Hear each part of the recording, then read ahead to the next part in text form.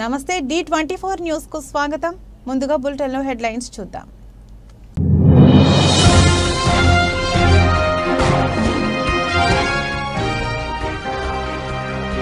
అభివృద్ధిని చూడండి, ఆశీర్వదించండి. గత టీడీపీ మాదిరిగా ప్రజలకు మాయమాటలు చెప్పడం లేదు.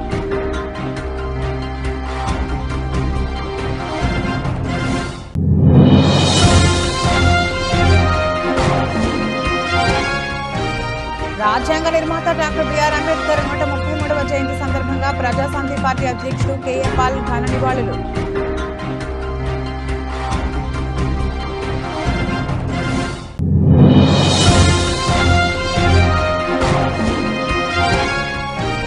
కోట దళితవాడలో ఘనంగా అంబేద్కర్ జయంతి వేడుకలు. అంబేద్కర్ యూత్ ప్రతినిధి మేజూరు చంద్రప్రకాష్ ఆధ్వర్యంలో మిఠాయిల పంపిణీ.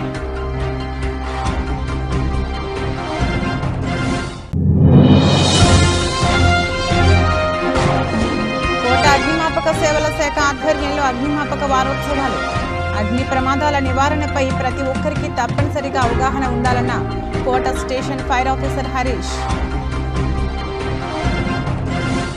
రాజమండ్రి నగరంలో ఎంపీగా నేను చేసిన అభివృద్ధి చూసి రానున్న ఎన్నికల్లో సిటీ ఎమ్మెల్యేగా ఆశీర్వదించమని Rajahmundry MP city YCP MLA అభ్యర్థి మార్గాన్ని భరత్రాం కోరారు. సోమవారం నగరంలోని 38వ వార్డు సీతంపేట కృష్ణానగర్ ఆంజనేయ స్వామి గుడి వద్ద నుంచి ఎంపీ భరత్ పర్యటించారు. ఆ వార్డులో వీధి వీధికి ఇంటింటికి వెళ్లి ప్రజలతో గడిచిన ఈ 5 ఏళ్లలో 2.5 సంవత్సరాలు కరోనా కాగా మిగిలిన 2.5 సంవత్సరాలలో చేసిన అభివృద్ధి పనులను వివరించారు.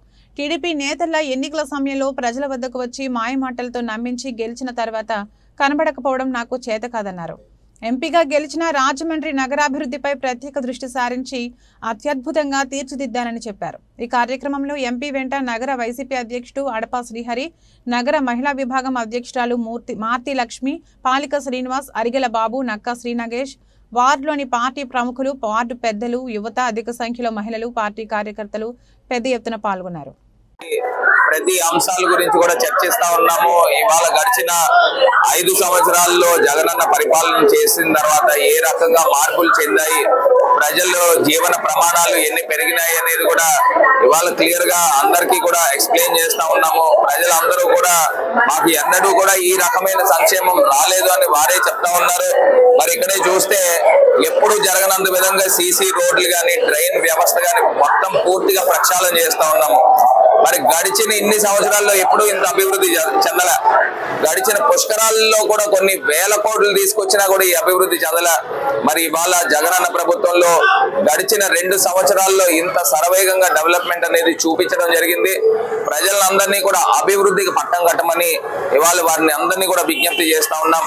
మరి అభివృద్ధి జరగాలి అని అంటే ఖచ్చితంగా ఇవాళ రాజమహేంద్రవరంలో వైఎస్ఆర్ కాంగ్రెస్ పార్టీ ఫ్యాన్ గుర్తుకు ఓటు వేస్తేనే అభివృద్ధి జరుగుతుందని కూడా ఈ సందర్భంగా తెలియపరుస్తున్నారు. తెలుగుదేశం పార్టీ రాజ్యాంగ నిర్మాత డాక్టర్ బిఆర్ అంబేద్కర్ 133వ జయంతి సందర్భంగా ప్రజాశాంతి పార్టీ అధ్యక్షుడు కేఏ పాల్ ఘన నివాళులు.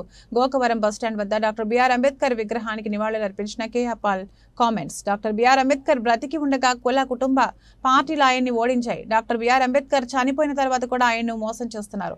మే 13న జరగనున్న ఎన్నికలు దేశ చరిత్రలో అత్యంత కీలకం. మోడీకి బానిసలుగా చంద్రబాబు, జగన్లు మారిపోయారు. విశాఖ ఎంపీ అభ్యర్థిగా పోటీ చేస్తున్నాను. పిఠాపురంలో పోటీ చేసేందుకు కూడా ఆలోచిస్తున్నాను. పిఠాపురంలో వంగ గీత అభివృద్ధి చేయలేదు. దొంగలు, గజ దొంగలు, అవినీతి పరులు, నరహత్యలు చేసేవారు ప్రజలు ముందుకు వస్తున్నారు. ఆలోచించి ప్రజాశాంతి పార్టీకి ఓటేయండి. కేఏ పాల్. నా తెలుగు మిత్రులకు, ఓటర్స్కు అంబేద్కర్ గారి వర్తమానం అందించడానికి రాజమండ్రి వచ్చాను.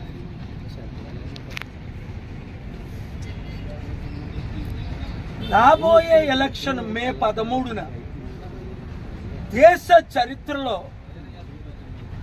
అతి ముఖ్యమైన ఎలక్షన్. చూడండి, అంబేద్కర్ గారిని ప్రేమించి పొలదండలేస్తున్నారు. కేసీఆర్ గారు అయితే 120 కోట్ల విలువైన స్టాచ్యూ కట్టారు బొమ్మని. జగన్మోహన్ రెడ్డి గారు దానికంటే 450 కోట్ల విలువైన విగ్రహాన్ని కట్టారు. ఈ కుటుంబ, కుల, అవినీతి, అక్రమ పాలన,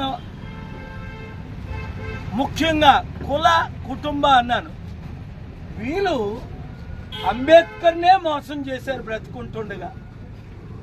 అంబేద్కర్కే ఓట్లు వేయలేదు బ్రతుకుంటుండగా. అంబేద్కర్కే డిపాజిట్లు రానివ్వలేదు ఎంపీగా పోటీ చేస్తే బ్రతికుంటుండగా. చనిపోయిన తర్వాత ఇంకా ఎంత మోసాలు చేస్తున్నారు.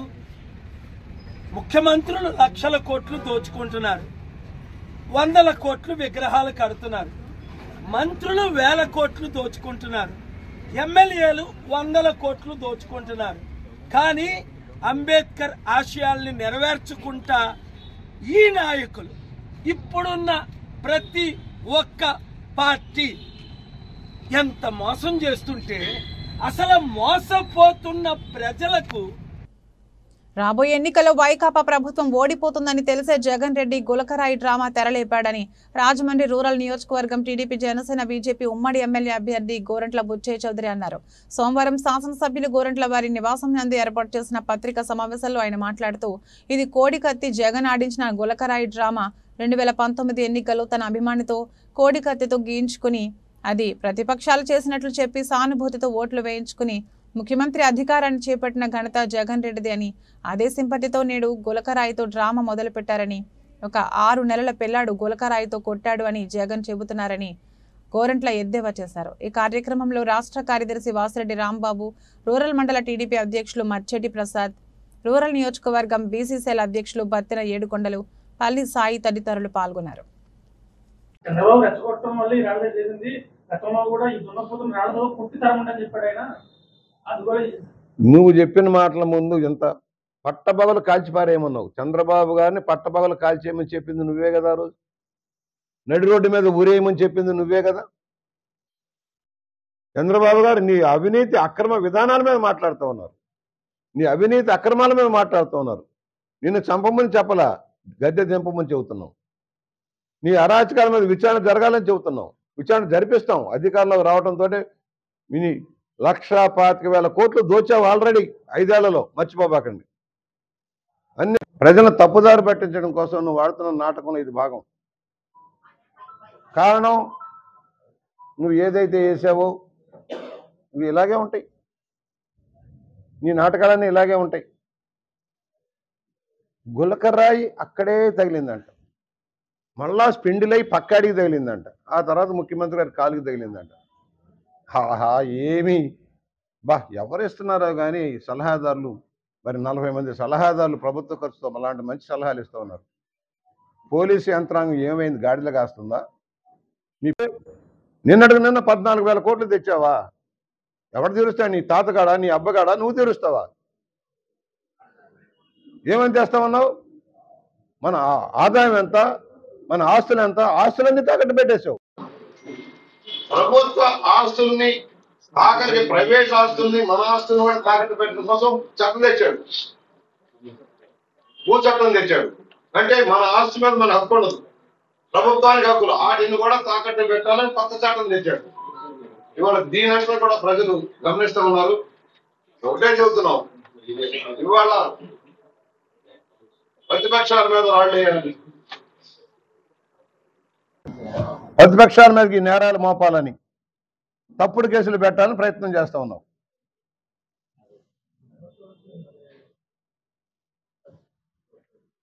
ఏమని నీకు ఓట్లు వేయాలి? కంపెనీలన్నీ పారిపోయినందుక, పరిశ్రమలన్నీ పారిపోయినందుక, ప్రజలని అప్పుల్లోకి నెట్టినందుక, ధరలు పెంచినందుక, ఉద్యోగంలో దగా చేసినందుక, నువ్వు ఇచ్చిన హామీలన్నీ నీటి మూటలాగా మిగిలిపోయినందుక, ఎందుకు నీకు ఓట్లు వేయాలి? అగ్ని ప్రమాదాల నివారణపై ప్రతి ఒక్కరికి తప్పనిసరిగా అవగాహన ఉండాలని కోట స్టేషన్ ఫైర్ ఆఫీసర్ హరీష్ పేర్కొన్నారు. తిరుపతి జిల్లా కోట అగ్నిమాపక సేవల శాఖ ఆధ్వర్యంలో అగ్నిమాపక వారోత్సవాలు ప్రారంభమయ్యాయి. ఈ సందర్భంగా కోట ఆర్టీసీ బస్టాండ్లో నిర్వహించిన అవగాహన సదస్సులో కరపత్రాలను పంపిణీ చేసి వంట గ్యాస్ వినియోగం, జాగ్రత్తలు, ప్రమాదాల నివారణపై అవగాహన కల్పించారు. అనంతరం వారు మాట్లాడుతూ అగ్ని ప్రమాదాలు జరిగినప్పుడు తీసుకోవాల్సిన జాగ్రత్తలను తెలియజేశారు. గృహిణులు వంటగదుల్లో తీసుకోవాల్సిన జాగ్రత్తలపై డెమో చేసి చూపించారు. ఈ కార్యక్రమంలో అగ్నిమాపక సిబ్బంది సిద్దిక్ నాగరాజు, శ్రీనివాసులు, నరసింహం, వెంకట సుబ్బయ్య, శ్రీహరి, సునీల్, దుర్గాప్రసాద్, నాగేంద్రబాబు తదితరులు పాల్గొన్నారు. ప్రతి సంవత్సరం ఏప్రిల్ 14వ తారీఖు నుంచి 26వ తారీఖు వరకు అగ్నిమాపక వారోత్సవాలు అనేది నిర్వహిస్తున్నాము. ఈ వారోత్సవాల్లో భాగంగా ఒకరోజు స్కూలు, ఒకరోజు గ్యాస్ గోడౌను, ఇంకా ఇండస్ట్రీస్, మరియు వారో రోజు ఇలా ఒక్కొక్క రోజు ఒక్కొక్క దగ్గరికి వెళ్ళి అగ్ని ప్రమాదం సంభవించినప్పుడు ఎలా దాన్ని ఎస్టిమేట్ చేయాలి, ముందస్తు జాగ్రత్తలు ప్రికాషన్స్ కూడా వాళ్ళకి తెలియజేయడం అనేది. ఈరోజు రెండో అగ్నిమాపక వారోత్సవాల్లో భాగంగా ఈరోజు రెండో రోజు ఆర్టీసీ బస్టాండ్లో డెమో నిర్వహించాము. గ్యాస్ సిలిండర్ గురించి ప్రాక్టికల్గా చేసి చూపించాం, మరియు ప్రయాణికుల చేత కూడా వాళ్ళ చేత చేసి చూపించడం జరిగింది. ఇంకా ఇంట్లో జరిగే ఎలక్ట్రికల్ ఫైర్స్ వాటిని ఎలా ఎస్టింగ్విష్ చేయాలనేది నిర్వహించాము. ఉమ్మడి నెల్లూరు జిల్లా నాయుడుపేట పట్టణంలోని మున్సిపల్ పార్క్ వద్ద మారియో రెస్ట్రో పేరుతో రెస్టారెంట్ను నూతనంగా ఏర్పాటు చేశారు. ఈ మేరకు ఆ రెస్టారెంట్ను సూళ్లూరుపేట శాసనసభ్యులు కిలివేటి సంజీవయ్య ప్రారంభించి నిర్వాహకులు శుభాకాంక్షలు తెలియజేశారు. పట్టణ ప్రజలకు నాణ్యమైన సేవలను అందిస్తూ వ్యాపారం మంచి వృద్ధి చెందాలని ఆకాంక్షిస్తున్నట్లు తెలిపారు. నాయుడుపేటలో బాసిల్ ఆధ్వర్యంలో ఏర్పాటు చేసిన ఈ షాపును పలువురు రాజకీయ నాయకులు సందర్శించారు.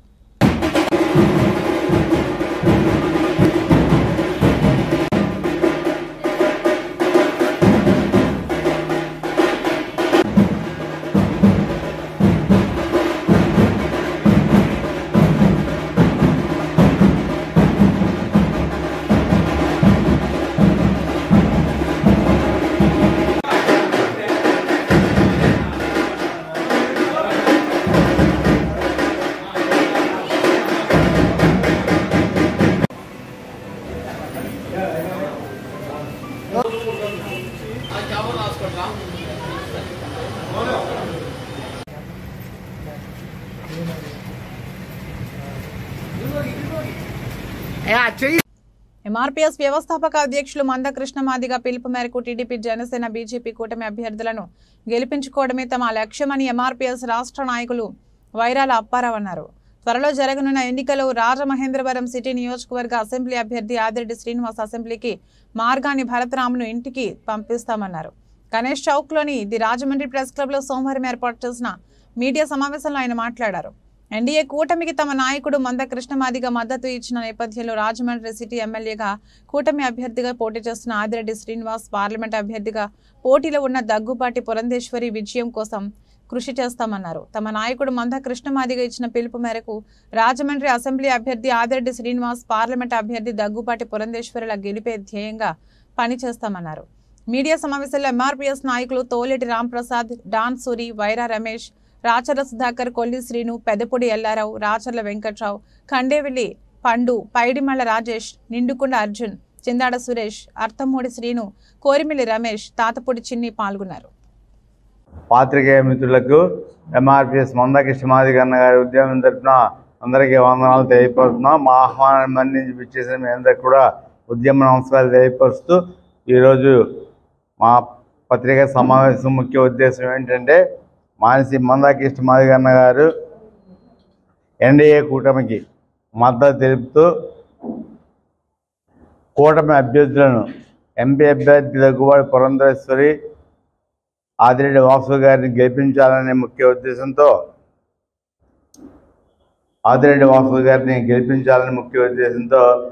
175 నియోజకవర్గాల నుండి కూడా పత్రికా విలేకరుల సమావేశం ఏర్పాటు చేయడం మాకు పిలుపునిచ్చారు. అందులో భాగంగా మందకృష్ణ మాదిగ పిలుపు, ఆదిరెడ్డి వాసు గెలుపు. మందకృష్ణ మాదిగ పిలుపు, దగ్గుబాటి పురంధేశ్వరి గెలుపు. మేము ఈ ఎన్డీఏ కూటమికి ఈ బీజేపీ అభ్యర్థి, తెలుగుదేశం అభ్యర్థి, జనసేన అభ్యర్థికి మేము మద్దతు ఇవ్వడానికి కారణం ఏంటంటే జగన్మోహన్ రెడ్డి ఎంపీగా ఉండేటప్పుడు వర్గీకరణకు అనుకూలంగా లెటర్ ఇచ్చి ముఖ్యమంత్రి అయిన వెంటనే మాట మార్చి వర్గీకరణ చేయన్నాడు. మాట తప్పను మడం తిప్పనన్నటువంటి జగన్మోహన్ రెడ్డి మాట తప్పి మడం తిప్పి మాదిగలకు తీరని ద్రోహం చేస్తున్నాడు. అందులో భాగంగా దేశ ప్రధానమంత్రి నరేంద్ర మోదీ గారు మా మీటింగ్కి వచ్చి వర్గీకరణకు అనుకూలంగా కమిటీ వేసి కమిటీ రిపోర్ట్ రప్పించి వర్గీకరణ అమలు చేస్తానని వాగ్దానం చేశారు. మాకు వర్గీకరణే మాకు మూలాధారం. వర్గీకరణ ఉంటేనే మా జాతి మనుగడ కొనసాగుతుంది. ముఖ్యంగా 94 మందాకృష్ణ మాదిగ గారి వేదిక మీద వచ్చిన తర్వాత మా పిల్లలు ఉన్నతమైన చదువులు చదువుకొని సరైన ఉద్యోగాలు లేక ఖాళీగా ఉన్నటువంటి పరిస్థితి. ప్రభుత్వం అంబేద్కర్ గారు సాధించిన 15% రిజర్వేషన్లో మాకు జనాభా తమాషా ప్రకారం మా ఓటా మాకు కావాలని మేము పోరాడుతున్నాం. మా ఈ పోరాటం 30 సంవత్సరాల సుదీర్ఘ పోరాటం. మందాకృష్ణ మాదిగ గారు పోరాడుతున్నారు. ఎంతోమంది నాయకులు వచ్చారు, పోయారు. కాంగ్రెస్ పార్టీ 2004, 2014 మేనిఫెస్టోలో పెట్టి అవకాశం ఉండి కూడా మాకు ద్రోహం చేసింది. రాజశేఖర రెడ్డి గారు నా జీవితాశయం ఒకటే వర్గీకరణ, 2 పోలవరం అన్నాడు. వర్గీకరణ చేస్తానని చెప్పిన రాజశేఖర రెడ్డి గారు ఉషా మెహ్రా కమిషన్ వేయించి రిపోర్టు మాకు అనుకూలంగా తెప్పించి ఆయన బ్రతికి ఉంటే ఈ పాటికి మాకు వర్గీకరణ అయిపోను. కానీ ఈ ఉమ్మడి తూర్పుగోదావరి జిల్లాలో ఒక మాజీ ఎమ్మెల్యే, మాజీ ఎంపీ లేకపోవడం ఇది రాజ్యాంగ ద్రోహంగా మేము భావిస్తున్నాం. అలాగే ఈ మధ్యకాలంలో రాజమండ్రి అభ్యర్థి, అసెంబ్లీ అభ్యర్థుల్లో వైఎస్ఆర్, టీడీపీ ముఖ్యంగా పోటాపోటీగా ఉంది. మా ఈ పూర్తి మద్దతు వాసు గారికి మేము ప్రకటిస్తున్నాం. వాసు గారిని గెలిపిస్తామని తెలియపరుస్తున్నాం. ఈ మధ్యకాలంలో రాజమండ్రి పట్టణంలో 13 మాదిపేటలు ఉన్నాయి అర్బన్లో. ఈ మాదిపేటల్లోనూ కూడా కొంతమంది మాదిగ నాయకుల్ని ఒక చోట కూర్చోబెట్టి ఒక బీసీ నాయకుడు రాజమండ్రిలో మీకు ఒక కమ్యూనిటీ హాల్ నిర్మిస్తాము, మీరంతా వైఎస్ఆర్ పార్టీ ఓటు వేయమని ఆయన అడిగాడంట. అయితే మా డిమాండ్ వైఎస్ఆర్ పార్టీ అసెంబ్లీ అభ్యర్థి భరత్ గారు జ్యోతిరావు పూలేని పొగుడుతూ, అంబేద్కర్ గారి 14వ తారీఖు జయంతి పొగిడాడే తప్ప బాబు జగజ్జనరావు గురించి ఆ రోజు ఒక మాట కూడా మాట్లాడలేదు. అంటే మాదిగలు మీకు ఇష్టం ఉండదు. జగన్మోహన్ రెడ్డి మాదిగలకి ఎలా అయితే దోహం చేసి ఉన్నాడో అదే పందాలు మీరు వెళుతున్నారు. మేము ఇంకో విషయాన్ని భరత్ గారి విషయాన్ని ఖండిస్తున్నాం. భరత్ గారు అసెంబ్లీ అభ్యర్థిగా పోటీ చేయడం, వాసు గారు ఏమైతే పోటీ చేస్తున్నారు. గెలుపు ఓటములు సహజం, ఒకరు గెలవచ్చు ఒకరు పోవచ్చు. కానీ మన రాజమండ్రి పట్టణానికి ఏవి నాగేశ్వరరావు మొదలుకొని ఏసీవై రెడ్డి గారి తదితర పెద్దలు నియోజకవర్గాలు ఇది. ఇక్కడ ఆదిరెడ్డి అప్పారావు గారి మీద, తండ్రి సమానమైన ఆదిరెడ్డి అప్పారావు మీద చెప్పు చూపించారు మీరు. ఇది ఏ సంస్కృతి, ఎలాంటి సంస్కృతి? ఎప్పుడైతే మీరు చెప్పు చూపిస్తే ఓట్లు పడతాయని మీరు అనుకున్నారో, ఆకాశం మీద ఉమ్ము వేస్తే మన ముఖం మీద పడుతుందన్న భావంగా ఆ చెప్పు చూపించే దగ్గర మీ గ్రాఫ్ మొత్తం పడిపోయింది. ఇంకో విషయం, ఆదిరెడ్డి వాసు గారు ఏదో గంజాయి బ్యాచ్ వాళ్ళతో ఉన్నాడు, ఈడని సంబోధించారు. మిత్రపక్షమైనా ప్రతిపక్షమైనా స్వపక్షమైనా ప్రజాస్వామ్యంలో ముందు గౌరవప్రదమైనటువంటి భాష వాడడం ముఖ్యం. ప్రతిపక్షాలను బూతులు తిరిగితే ఓటు పడదని కూడా తప్పు. అభ్యర్థిని గౌరవించుకోవాలి. మీరు ఎప్పుడైతే వాసు గారిని ఆ విధంగా మాట్లాడారో అందరూ రాజమండ్రి పట్టణ ప్రజలు నవ్వుకున్నారు, అసహించుకున్నారు. ఇలాంటి పునరావృతం కాకుండా చూసుకోండి. ఎవరో ఒకరు గెలుస్తారు. మేమైతే ఆదిరెడ్డి వాసు గారిని, పురంధరేశ్వరి గారిని గెలిపిస్తాం. అది మా మందాకృష్ణ మాదిగ గారు మాకు పిలిపించారు. ఎందుకు ఇచ్చారంటే సంకల్ప పత్ర పేరిట బీజేపీ విడుదల చేసిన మేనిఫెస్టో ప్రజాహితాన్ని కాంక్షించే ప్రజామోద ప్రణాళికగా బీజేపీ రాష్ట్ర అధ్యక్షురాలు రాజమండ్రి పార్లమెంట్ అభ్యర్థి దగ్గుబాటి పురంధేశ్వరి అభివర్ణించారు. పేదలు, యువత, మహిళలు, రైతులు, సీనియర్ సిటిజన్స్, మధ్యతరగతి ప్రజలకు న్యాయం చేయడానికి ఉద్దేశించిన అంశాలు ఇందులో ఉన్నాయని చెప్పారు. జాతీయ రహదారిని ఆనుకుని ఎస్పీ ఆఫీస్ ఎదురుగా గల బీజేపీ ఎన్నికల కార్యాలయంలో సోమవారం ఏర్పాటు చేసిన మీడియా సమావేశంలో ఆమె మాట్లాడారు. వికసిత్ భారత్ వివిధ సభల్లో రాష్ట్ర పార్టీకి, కేంద్ర పార్టీకి చేయాల్సిన సూచనలతో కూడిన 2 బాక్సులు పెట్టామని, అందులో కేంద్రానికి సంబంధించిన బాక్సుల్లో వచ్చిన సూచనలు కేంద్ర పార్టీకి పంపించామని పురంధేశ్వరి వివరించారు. సైబర్ క్రైమ్ విస్తరిస్తున్న నేపథ్యంలో దీనిపై దృష్టి సారించాలని మేనిఫెస్టోలో పెట్టినట్లు పురంధేశ్వరి చెప్పారు. 2004 నుండి 2014 వరకు ఆర్థిక శక్తి పరంగా భారత్ 11వ ర్యాంకులో ఉండగా 2014 నుంచి 2024 వరకు తీసుకున్న చర్యల కారణంగా 5వ స్థానానికి వచ్చిందని ఆమె చెబుతూ ఇప్పుడు 3వ ఆర్థిక శక్తిగా ఆవిష్కరించడానికి బీజేపీ సన్నద్ధమవుతోందని ఆమె చెప్పారు. ఒకే దేశం ఒకే ఎన్నికలు అనే ఆలోచనకు కట్టుబడి ఉన్నామని చెబుతూ ఎన్నికల ప్రణాళికతో ఈ అంశాన్ని పొందుపరిచినట్లు ఆమె చెప్పారు. అదేవిధంగా మేము కనుక పబ్లిక్ మీటింగ్స్ నిర్వహించినట్లయితే అక్కడ కూడా 2 బాక్స్ పెట్టి, ఒకటి కేంద్ర ప్రభుత్వానికి సూచనలు, 2 రాష్ట్ర పార్టీ నుండి ఏం ఎక్స్పెక్ట్ చేస్తున్నారు, ఈ 2 బాక్సులు కూడా పెట్టి మేము కూడా అభిప్రాయ సేకరణ చేయడం జరిగింది. కేంద్రానికి వచ్చిన సూచనలు కేంద్రానికి పంపించాం, మాకు వచ్చినటువంటి కూడా మేము కేంద్రానికి పంపించాం. ఎందుకంటే మేము సెంట్రల్ మేనిఫెస్టోతో వెళ్ళాలి అని చెప్పి నిర్ణయించుకున్నాం. కనుక 1 కోటి సూచనలు ఏవైతే ఉన్నాయో వాటన్నిటినీ కూడా క్రోడీకరించి ఇవాళ ప్రజామోదం, ప్రజాహితాన్ని ఆకాంక్షించేటువంటి మేనిఫెస్టో తోటి ఇవాళ నిన్న భారతీయ జనతా పార్టీ ప్రజల ముందుకు రావడం జరిగింది. ఎన్నికల సందర్భంలో 2024 సార్వత్రిక ఎన్నికల నేపథ్యంలో ఈ యొక్క మేనిఫెస్టోకి సంకల్ప పత్ర అని వారు పేరు పెట్టారు.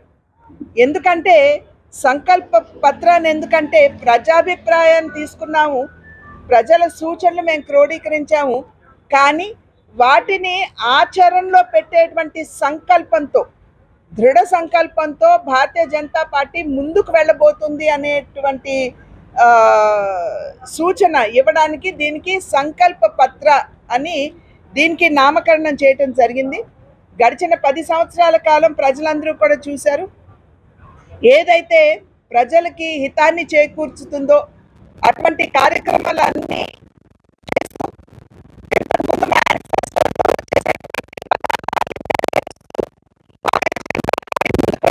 విషయాన్ని ప్రజలందరూ కూడా గమనించారు.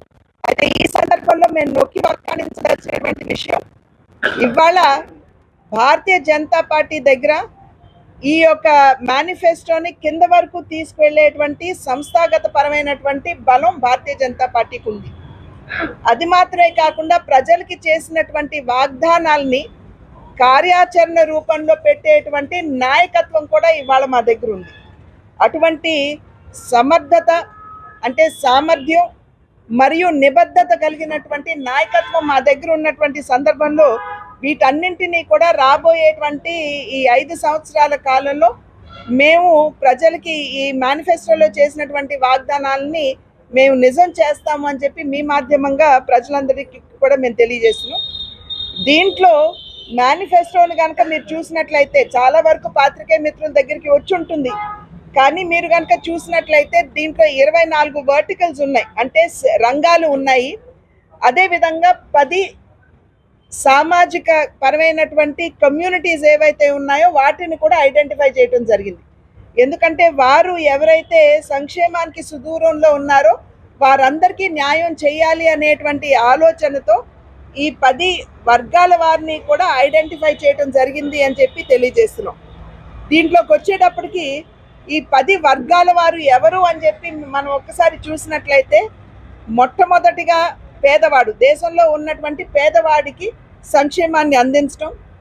2 మధ్యతరగతి వారు, చాలా వరకు కూడా అటు పైన ఇటు కింద వారికి లాభం చాలా వరకు చేకూరుతుంది, కానీ మధ్యతరగతి వారికి న్యాయం లేదా లాభం చేకూరే విధంగా ఏ ప్రభుత్వం కూడా కార్యక్రమాలు చేపట్టడం లేదు అనేటువంటి ఒక ఆందోళన వారి మనసుల్లో ఉన్న తిరుపతి జిల్లా కోట మండలం కోట దళితవాడలో డాక్టర్ బాబాసాహెబ్ అంబేద్కర్ జయంతి 133వ జయంతి వేడుకలు అంబేద్కర్ యూత్ ప్రతినిధి మీజూరు చంద్రప్రకాష్ ఆధ్వర్యంలో ఘనంగా జరిగాయి. ఈ సందర్భంగా కేక్ను కట్ చేసి మిఠాయిలు పంచిపెట్టారు. ముందుగా వారు అంబేద్కర్ విగ్రహాన్ని పూలమాలలు వేసి ఘన నివాళులు అర్పించారు.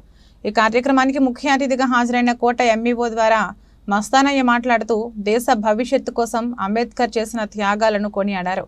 అంబేద్కర్ను ప్రతి పౌరుడు ఆదర్శంగా తీసుకోవాలని పిలుపునిచ్చారు. ఈ కార్యక్రమంలో రాయపు సుబ్రహ్మణ్యం, మీజూరు నవీన్, స్టాలిన్, పాల మల్లికార్జునరావు, పనబాక హేమంత్, వాకాటి వెంకటేష్, తీపలపూడి శ్రీకాంత్, మీజూరు మధుబాబు, వల్లం స్వరూప, రాయపు రాకేష్, మీజూరు చిన్న, రౌతు వెంకయ్య, అరవింద్, స్థానిక మహిళలు, యువకులు పెద్ద ఎత్తున ఉత్సాహంగా పాల్గొన్నారు. కొనసాగిస్తాం అంబేద్కర్ ఆలోచన విధానాన్ని. అమర్ రహే డాక్టర్ బాబాసాహెబ్ అంబేద్కర్. వద్దిల్లాలి మాలా మాదిగ ఎరుకల యానద కమ్మరి కుమ్మరి మంగళ చాకలి గౌడ గొల్ల వడ్డెర వడ్రంగ జంగం జాలర సాలి కంసల క్రైస్తవ ముస్లిం బహుజన ఐక్యత. జై భీమ్, జై జై భీమ్.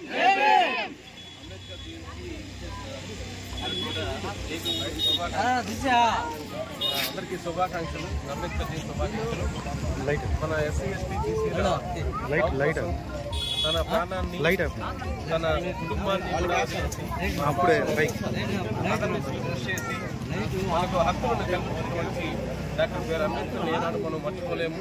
ఆయనకి ఎంత నివాళులు అర్పించినా సరే ఆయన రుణాన్ని మనం తీర్చుకున్నాం. ఎందుకంటే అతని లైఫ్ దేశం కోసము, ఎస్సీ ఎస్టీ ప్రజల కోసము ఆయన అంకితం చేశాడు. దానికోసం ఎన్నో అవమానాలను అనుభవించాడు. ఎంతో బాగా చదువుకొని, అంటే అసలు ఎందుకు వెనకబడున్నారు, అంతరాని వాళ్ళు ఎందుకు వెనకబడ్డారనే ఉద్దేశంతో అన్ని దేశాలు తిరిగి అన్ని విషయాలు కనుక్కొని ఎందుకు వెనకబడుతున్నామో తెలియజేసి అందరికీ వినపాలించి మనకు అనేకమైన హక్కులు, మనకు జీవించే హక్కు, చదువుకునే హక్కు, మాట్లాడే హక్కు, రాజకీయ హక్కు అన్నీ కూడా కావాలని ప్రభుత్వానికి వినియోగించి అవన్నీ కూడా సంపాదించి మనకు అందించడం జరిగింది. అదేవిధంగా మనం మిగిలిన రాజ్యాధికారుల కోసం మనం ఏ విధంగా చేయాలో కూడా తెలియజేయడం జరిగింది. ఆ ఉద్దేశంతో మనం గతంలో కూడా ఎన్నో ఉద్యమాలు చేసాము, ఇక్కడ మాట్లాడుతున్నాం. దాన్ని మళ్ళీ ఈరోజు కొత్తగా దాన్ని ఈరోజు ఆరంభించిన యువత, ఇక్కడ ఉన్నటువంటి అంబేద్కర్ ఆ యువతకి నిజంగా నేను ధన్యవాదాలు తెలియజేస్తున్నాను. ఎందుకంటే ఆ స్తబ్దంగా ఉన్నటువంటి ఈ పోరాటాన్ని, అంబేద్కర్ అనేది పోరాటం పైన మనల్ని హక్కులు సాధించుకోగలుగుతాము. పోరాటం లేకుండా ఏమీ చేయలేము. మీరు ఎన్ని విన్నపాలు ఇచ్చినా పోరాటం అనేది లేకపోతే, ఐక్యంగా ఉండకపోతే ఏమీ చేయలేదని ఆయన నిర్ణయించారు. అన్నీ కూడా తన పుస్తకాల రూపంలో, వ్యాసాల రూపంలో ఆయన రాసి పెట్టేసిపోయాడు. అవన్నీ చదువుకుని మనం కాలేజీ హక్కుల కోసం మనం. బులెటిన్ ముగించే ముందు హెడ్లైన్స్ మరొకసారి.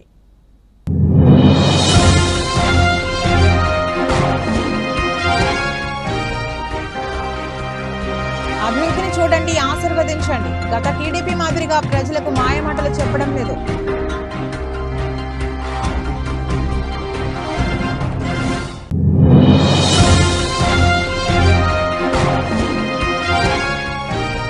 రాజ్యాంగ నిర్మాత డాక్టర్ బిఆర్ అంబేద్కర్ 133వ జయంతి సందర్భంగా ప్రజాశాంతి పార్టీ అధ్యక్షుడు కేఏ పాల్ ఘన నివాళులు.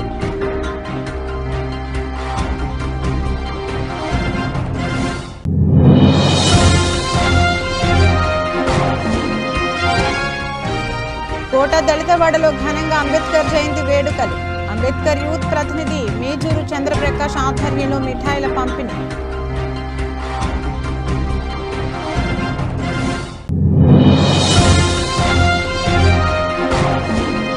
అగ్నిమాపక సేవల శాఖ ఆధ్వర్యంలో అగ్నిమాపక వారోత్సవాలు. అగ్ని ప్రమాదాల నివారణపై ప్రతి ఒక్కరికి తప్పనిసరిగా అవగాహన ఉండాలన్న Kota station fire officer Harish. ఇది రోజు బులెటిన్. మరో బులెటిన్ మళ్ళీ కలుద్దాం. అంతవరకు సెలవు. నమస్కారం.